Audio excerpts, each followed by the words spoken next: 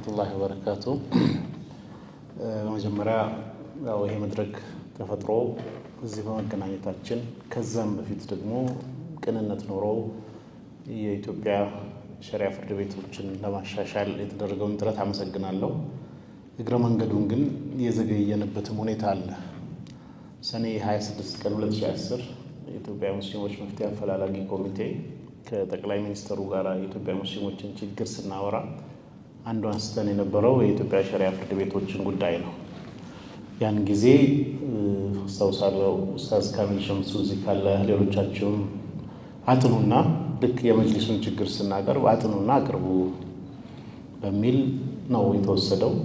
በጊዜ የነበረው የመጅሊሱ አህዋል ሌላ መልክ ውስጥ ገባና ተጠንቶ ሳይቀርብ ቆይቶ አሁን ስልጣን ላይ ያሉት የኢትዮጵያ እስልምና ጉዳዮች ጠቅላይ ምክር ቤት ፕሬዝዳንት የተከበሩ ዶክተር ሼህ ሀጂ ኢብራሂም መጥተው እንደገና እስኪያነሱት ድረስ ጉዳዩ ተጠንቅቶ ቆየ እንጂ ያን ጊዜ ነው እንደ ጥያቄ ለጠቅላይ ሚኒስትሩ ቀርቦ ችግሩና መፍትሄ አቅጣጫ የምትሉትን አቅርቦ የተባለው። ከዛም በኋላ በተነሳው ሂደት አሁን ያለው የኢትዮጵያ ጠቅላይ ፍርድ ቤት ፕሬዝዳንት ባላቸው ቅንነት እዚህ ደረጃ መድረሳችን መልካም ነው። የጥናት ጽሁፉን አብዛኛውን ፓርት አንብቤ ያለው ጥሩ የሚባሉ ዛሬም ያልተነሱ ከጊዜ አንፃር ብዙ ነጥቦች በውስጡ ተካተዋል። ግን አንዳንድ ቢጨመሩ ብዬ የማስባቸውን ከታሪክም አንፃር እንደ እግረ መንገዱን የጉዳዩን አሳሳቢነት እንድንረዳ ከታሪክ አንፃር 3 ነጥቦችን ለመጨመር ሞከርኩኝ።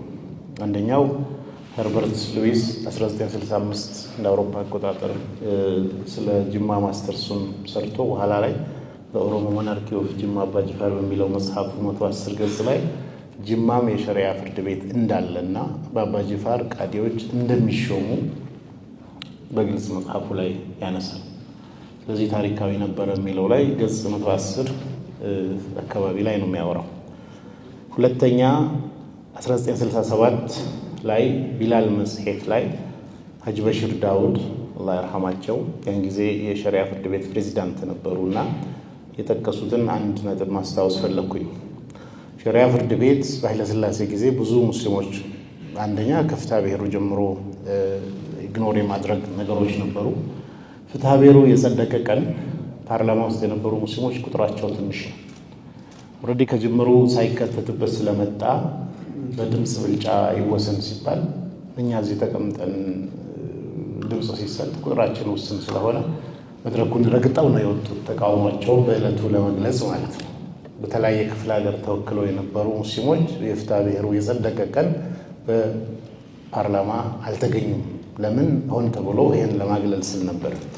ሀጂ በሽር ዳውድ ደግሞ ሸሪዓ ፍርድ ቤት የሚባለው ራሱ እስልምናን ሰው እንዲጠላ በሚያደርግ መልኩ ነው መንግስት ያዋቀረው የሚል ነጥባቸው ምን ይላሉ? ቢላል መጽሔት 1967 ገጽ 13 ላይ እንዲሁ በብዙ ሚሊዮን የሚቆጠሩ ለሃይማኖታቸውና ለሀገራቸው የሚቆረቆሩ ሁሉ ይህ ፍርድ ቤት የሸሪዓ ፍርድ ቤት ማለታቸው ነው የተቋቋመው የእስላምን ሃይማኖት ለመጠበቅ ሳይሆን ህዝቡ ራሱ ቀስ በቀስ ሃይማኖቱን ጠልቶ እንዲተው ረቂቅ በሆነ ተንኮልና ጥናትና ተንኮል የተመሰረተ ፍርድ ቤት ነው እያሉ በማለት እያጉረመረሙ ለብዙ ዘመናት ከፍ ባለ ሐዘን ተውጠው መኖራቸው የማይካድ ነው ብሎ 67 ላይ ካነሱት አንዱ ነው። እንደገና 1966 ላይ የኢትዮጵያ ሙስሊሞች ሚያዝያ 1 ቀን ለመንግስት ጽፈው ያስገቡት 13 የኢትዮጵያ ሙስሊሞች ጥያቄዎች መካከል በኋላም ሚያዝያ 12 ቀን 66 ሰልፍ ከተወጣባቸው ጉዳዮች አንዱ በሶስተኛ ተራ ቁጥር ላይ ያለው ጥያቄ የሸሪዓ ፍርድ ቤት ነው። ያንን ስናይ እንዲህ ይላል ጽሁፉ።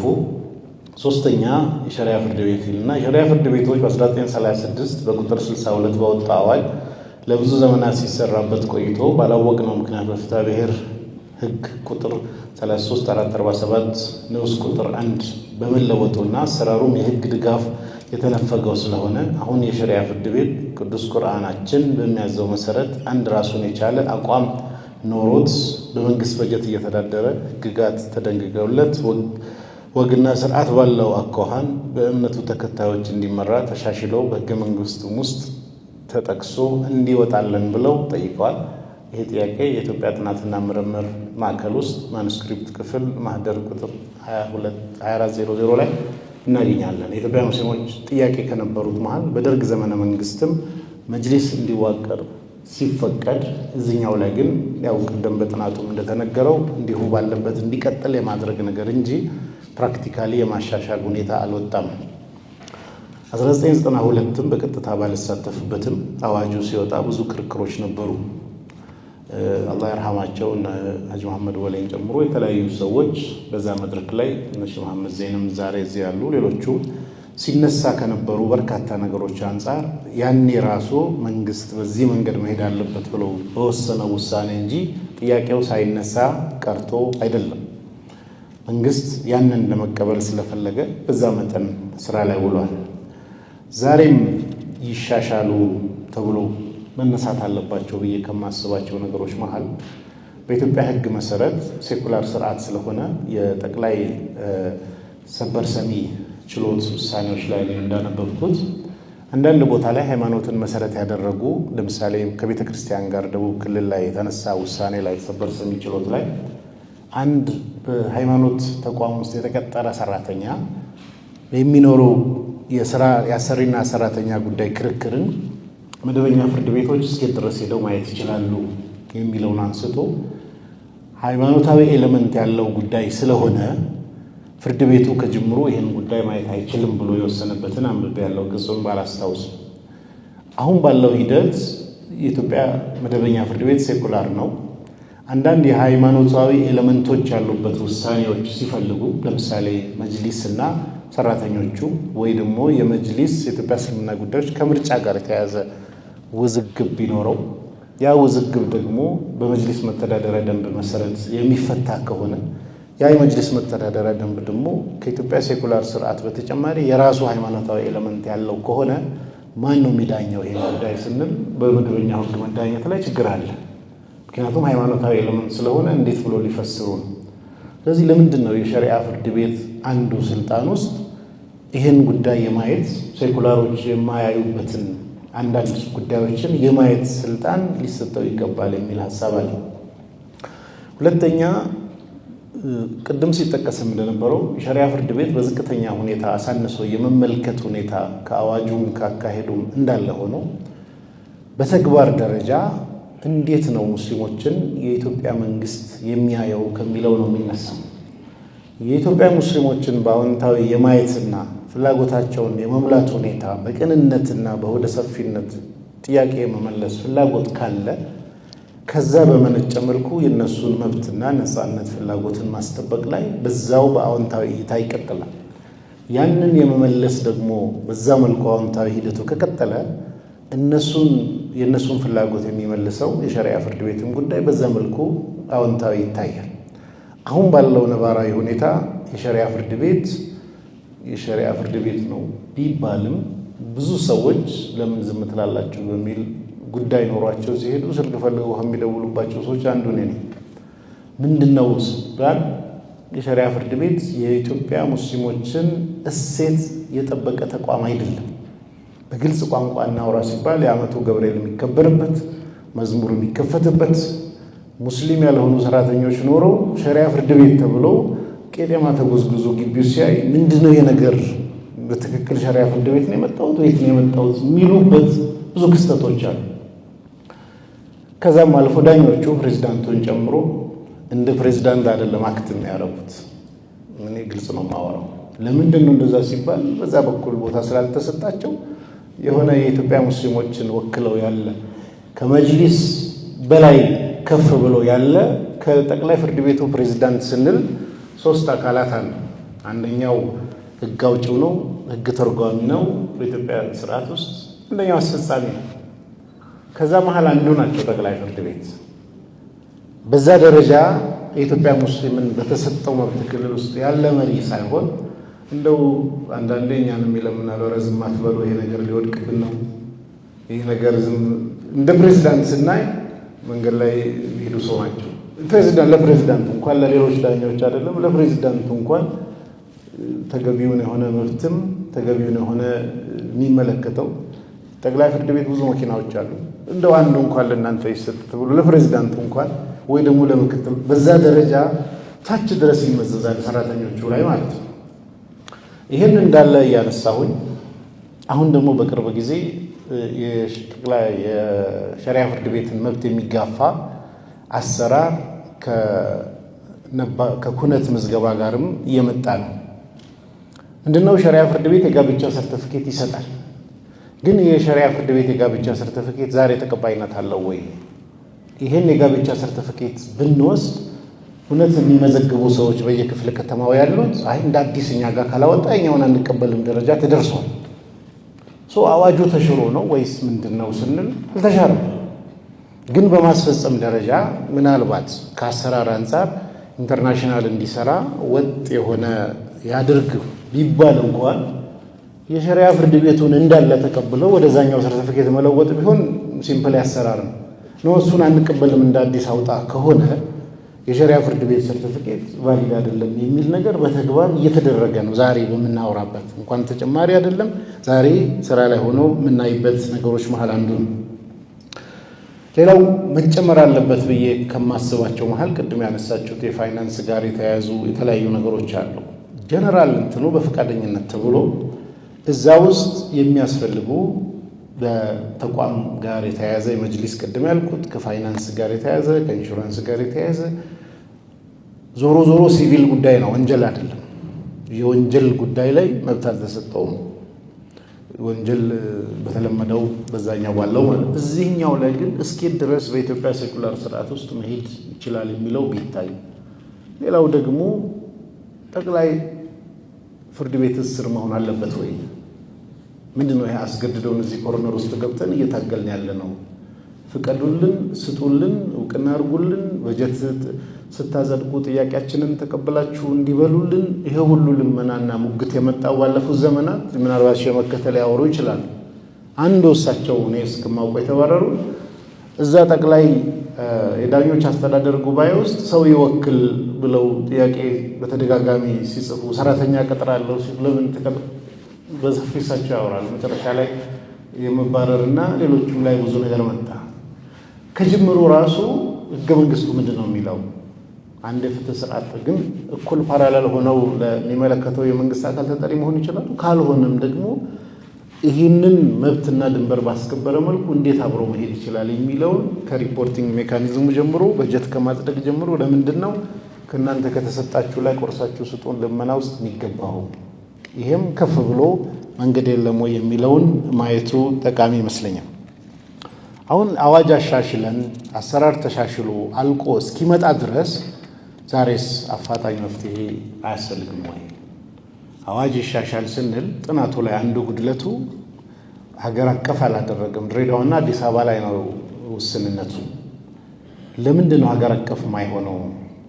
100 ሰዎችን ቃለ መጠይቅ 102 እና 110 ሁለት አካላትን ጠይቃቸዋል።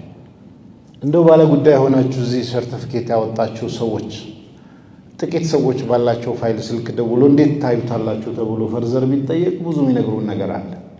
እንደ አንድ ሀገርም ወጥ የሆነ የህግ ስርዓትን እንፍጠር ስንል እንዴት አድርገን የክልልና የፌዴራሉ መሃል በተናበበ መልኩ ሂድ ስንል ፈርዘር ጥናት የሚፈልግ ነገር ነው። በዚህ ብቻ ማብቃት አለበት ብዬ አላስብም። ግን ጊዜ መወሰድ የለበትም። ተጨማሪ የተወሰነ ነገር ቢደረግ ይላል። እስከዛ ግን መሻሻል ያለባቸው አፋጣኝ ነገሮች አሉ። አሁን ባለው ህግ አሁን ባሉት የጠቅላይ ፍርድ ቤት ፕሬዝዳንት ስልጣን ወሰን ክልል ውስጥ መሻሻል ያለባቸው ነገሮች አሉ። አንደኛው የኢትዮጵያ ፍርድ ቤት ጠቅላይ ሸሪዓ ፍርድ ቤት በአጠቃላይ የሚያገለግለው ኢትዮጵያውያን ሙስሊሞችን ነው። የጥያቄው ባለቤቶችም የሚዳኛውም ከቁርአንና ሐዲስ አንጻር ሁሉ ነገሩ። አንዳንድ ጊዜ ዳኞቹ ሲጠፉ ከዚህ በፊት የጽህፈት ቤት ድጋፍ ሊሰጡ የመጡ ክርስቲያን ሰራተኞች በቃ ዳኛው እንዲህ ነው የሚሰራ ብሎ የወሰኗቸው ውሳኔዎች አሉ። ይህን በደንብ ብንጠይቅ ልናወራ እንችላለን። ቤቱም ውስጥ ያሉ ሙስሊም ያልሆኑ ሰዎች የሚያደርጓቸው ሃይማኖታዊ መገለጫቸው ማንነታቸውን ለማንጸባረቅ የሚያደርጓቸው ነገሮች ለራሱ ሸሪዓ ፍርድ ቤት የቆመበት ዓላማና መሰረቱ ላይ ጥያቄና ጥላ ጠልተዋል።